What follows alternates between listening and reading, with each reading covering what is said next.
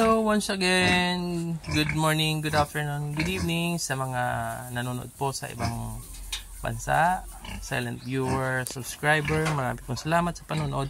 Ito na po yung bagong update dito sa aking ginawang bahay ng aking mga mag-inang native. Ito na po, nalipat ko na po sila, nalagyan na po ng ipa. Bali, ang lalim po nila, ang lalim po niyan ay 13 inch. Mayroon po akong linagay na siguro mga 3, 4, 5 inch na buhangin ng dagat, buhangin galing sa dagat para ang purpose po absorbent ng wet nila. At ito po, pinatong ko na po yung ipa. Just in case man bumaba po yan, lalagyan po uli natin ng ipa. Kuha po tayo. Yan po, hinangat-ngat niya po yung dingding kasi po hindi po yung nakapinish kasi luma pong pader yan.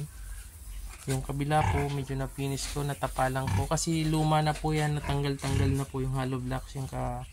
Yun ang hindi maganda pag hindi na-finish po yung hollow block. Sa katagalan po natatanggal yan eh. Nababasa or na scratch.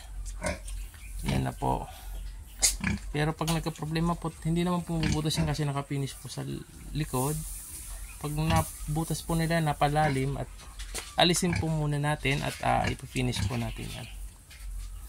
Samantalang ito na po yung tubig. Ito siya nagiinom. Ang kagandahan po ng ganitong design, medyo pa-slope po yan papunta dito. Mataas po yan doon, pababa dito. At may butas doon. May butas. May para sa drain ng tubig. Just in case kumakain siya ng kaning baboy, ay sabaw po yun, matatapon. Kahit busan mo po siya, hindi po siya pupunta doon sa kanyang ipa, sa beadings. Ito naman, pag umiinom yan talagang natatapon. Yan po, natatapon, umiinom siya ng tubig. Kaya magandang ganito pag mga babuyang walang amoy. Katulad yan, dudungkal-dungkalin niya.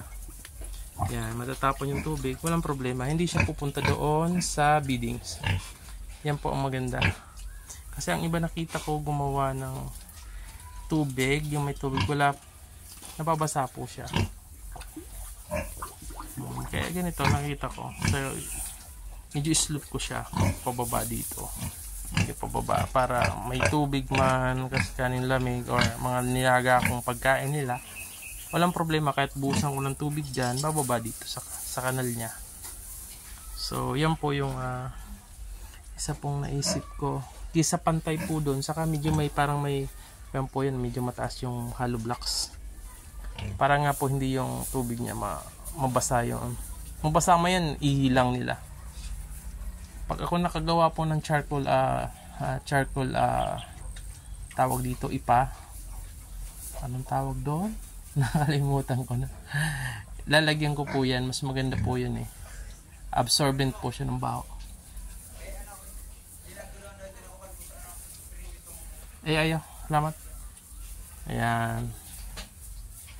So yan po muna. Kung may mga problema po ako ditong ma-encounter siguro dito sa dingding kasi luma na po. Pwedeng suagin nyo yan. Or matuklap yun sa katagalan. Pero hindi yung swag kasi matalim po yan. Pero pag yan naluma at paunti-unti nakabig nila yan, bubuka po yan. Yan ang problema dyan. Pero madali naman gawa ng paraan. Pwede ko naman siyang pakuan uli or i-hollow blocks ko po.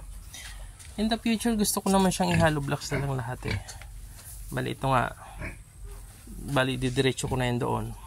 Diretso na. Nakaabang na naman yung hollow blocks eh. Para alisin ko na po itong mga yero. At delikado din niya, nakasugat din.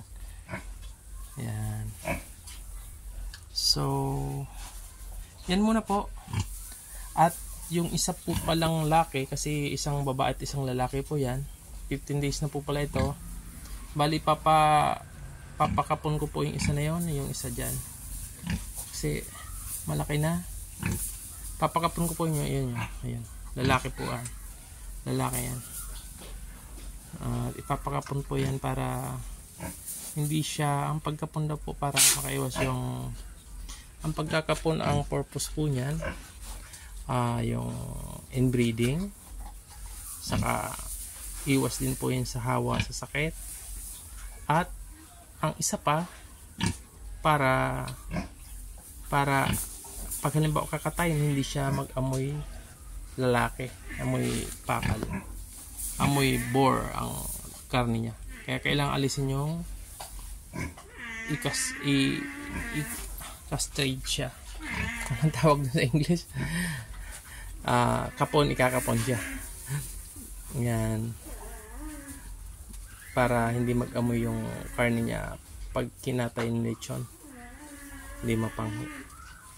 Yan po kasi sinusungkal niya kasi medyo may lupa-lupa yung, pero semento naman yan. Yung aking kalabaw nandoon, umiingay. Yung kalabaw ko.